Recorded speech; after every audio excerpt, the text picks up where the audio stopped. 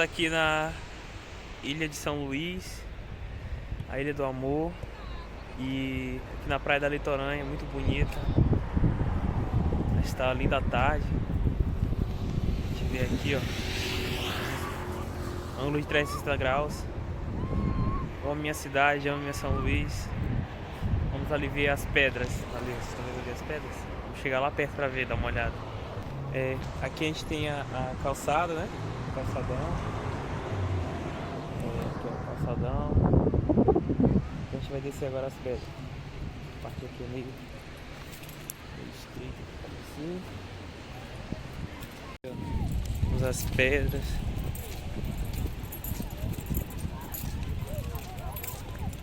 Bem, a gente tá aqui na Praia da Litoranha, né? Como eu já falei. Eu queria deixar uma reflexão essa tarde sobre um movimento romântico que aconteceu durante o século XIX, século XVIII. Tratava um pouco sobre uma frase que a gente escuta muito. Não, na verdade não se escuta muito, mas se escuta, mas não na originalidade da frase, que é o carpe diem, que significa aproveite o dia, né? Então, a gente tem que saber viver cada dia como se fosse o último, mas sempre também pensando que vai ter o amanhã. Lá em Eclesiastes, diz uma palavra muito bacana que eu gosto. Eclesiastes, se não me engano, é 11, 18, 19. Vou estar botando aqui no vídeo, o versículo correto. Mas eu lembro que diz: jovem, aproveite a sua juventude, faça o que você quiser, faça o que você sentir vontade de fazer, mas não esqueça que um dia você prestará contas a Deus de tudo que fizer. Então, é você saber viver, é viver, fazer tudo o que você quiser, mas com responsabilidade, lembrando que um dia você vai ser julgado pelo que você fizer, entendeu? E isso nos lembra o que Paulo diz lá em 1 Coríntios, lá em 1 Coríntios 10, ele trata e diz que tudo me é lícito, mas nem tudo me convém, né? Então, às vezes, existem coisas que na Bíblia diz que não é pecado, mas não é bom eu fazer. Por exemplo, uma discussão que muita gente não entra, mas a gente tem que trazer alguns assuntos novos, né? Por exemplo, beber não é pecado. O pecado é se embriagar. Mas, por exemplo, eu quiser beber na minha casa, eu posso, entendeu? Beber um vinho na minha casa. Jesus bebeu vinho, por que eu não posso? A questão é que o pecado é se embriagar, entendeu? E não é se embriagar só com vinho, existem outras coisas que nos embriagam. A embriaguez é um estado emocional, psíquico de anormalidade, onde a pessoa ela se encontra fora de si. Então o pecado é encontrar-se fora de si, estar em um estado alterado, entendeu? Por isso que a gente diz estado alterado de embriaguez alcoólica, mas existem outras embriaguez.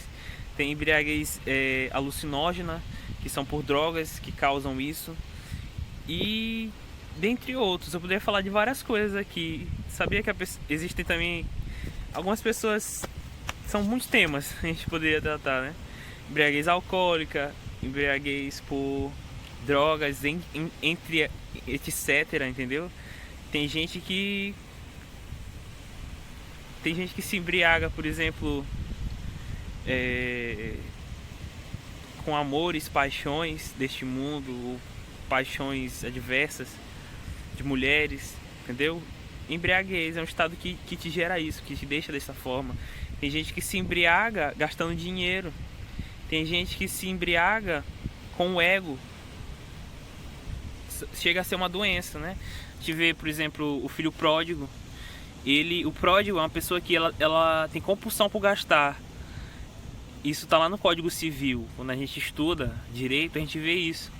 Que os ébrios, os pródigos, são considerados relativamente incapazes. Relativamente incapazes por quê? Porque aquela compulsão por gastar é tão forte que chega a ser uma doença.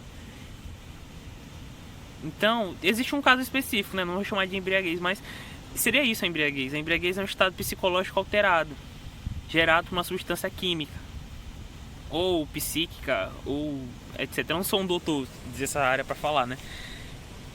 Mas teoricamente é isso. E embriagar-se é o pecado, mas não beber.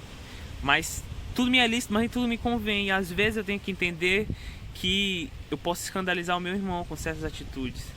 E escandalizar o próximo, isso é errado, entendeu? Mas nós somos humanos, somos tendentes ao erro. Às vezes a gente faz as coisas e não pensa. Às vezes, por exemplo, mas se beber pode, então eu posso sentar no bar e começar a beber com um monte de bêbado. Não, tu vai escandalizar teu irmão, porque aqui nossa cultura é outra. Aqui, se tu for pra igreja domingo e segunda-feira o irmãozinho te olhar lá no bar, ele vai dizer: que igreja é essa? Se tu tá aí domingo pregando e ele te vê segunda-feira no bar bebendo, ele vai dizer: que igreja é essa? Entendeu? As pessoas hoje elas julgam muito e esquecem de viver. Cristo ele nos deu uma liberdade. A religião prende, mas Cristo liberta. Mas a gente tem que saber como usar essa liberdade com responsabilidade. E isso a gente só adquire tudo isso com entendimento. Entenderam? O entendimento é a chave de tudo. A chave da sabedoria é o entendimento. Lá em Provérbios diz que aquele que adquire entendimento ama a sua alma. E quando a gente ama a nossa alma, a gente quer buscar mais desse entendimento. E adquirindo mais deste, a gente tem mais temor a Deus. Porque a gente entende as coisas de Deus, entende as coisas espirituais e sobrenaturais. E a gente sabe como se portar em diferentes situações.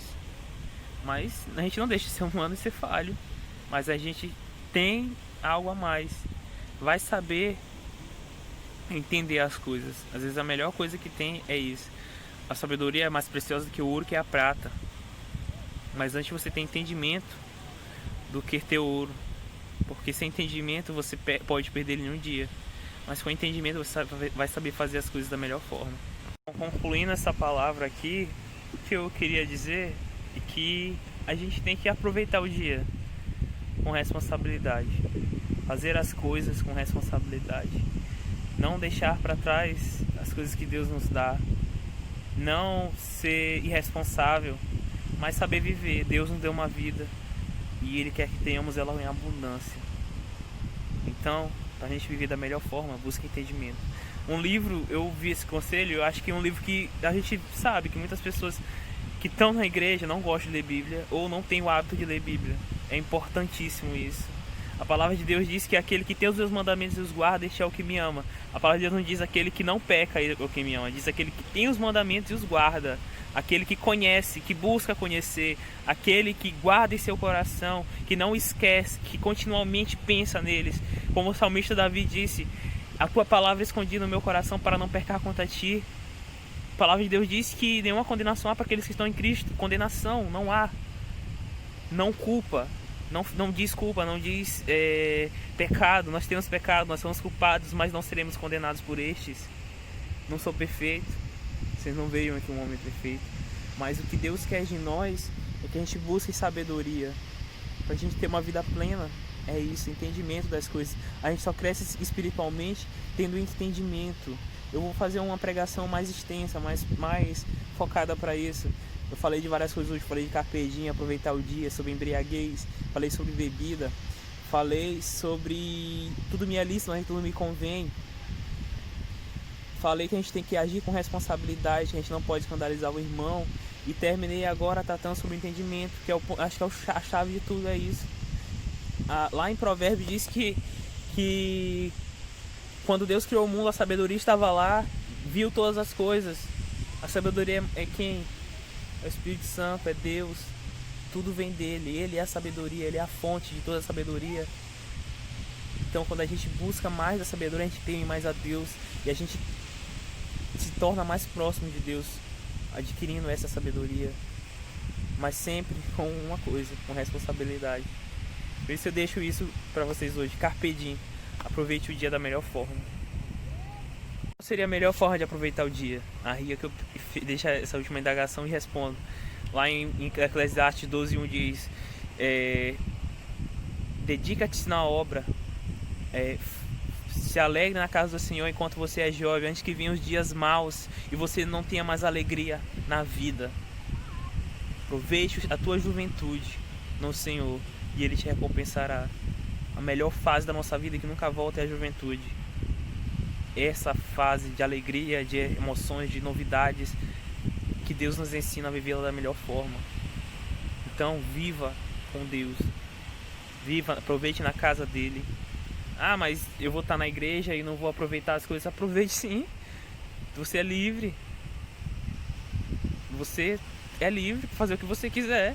Só não se esqueça que um dia você será julgado por isso. Mas Deus já nós podemos ser os maiores culpados do mundo, os maiores pecadores, mas Deus nos dá uma promessa pelo seu Filho, que nenhuma condenação há àqueles que estão com Ele.